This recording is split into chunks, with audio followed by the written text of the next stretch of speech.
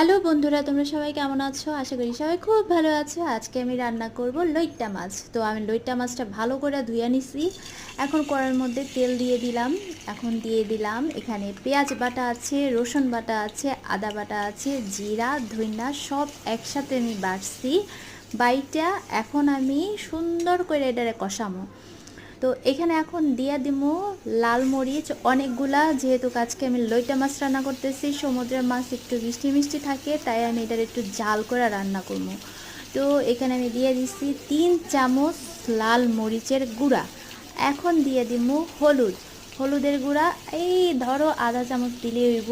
এটা যেটা মানে যে হলুদের যেমন রং, আমার হলুদের মেলা রং ছিল, তো আমি আধা চামচ দিছি। একটু জল দিয়ে ভালো করে কষামু।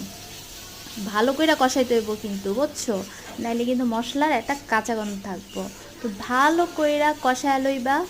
আর যখন উপরে তেলটা বাইসে আইব, তখন তুমি দিয়ে দিবা মাছ।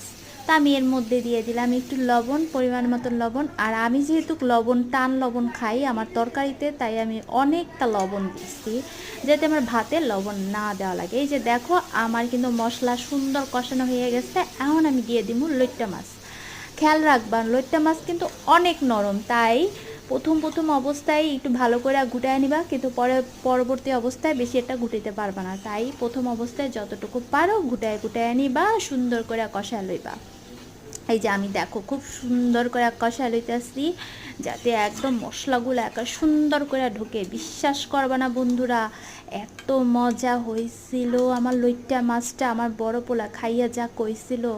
তো এখানে দেখছো আমি দেওয়ার পরেই আমি যে সুন্দর করে ইয়া করছিলাম, পানি বের করছিলাম, সব আবার পানি ছাড়িয়ে দিচ্ছে। তো আমি একটু পানি দিছি, কারণ একটু ঝোল ঝোল রাখছি।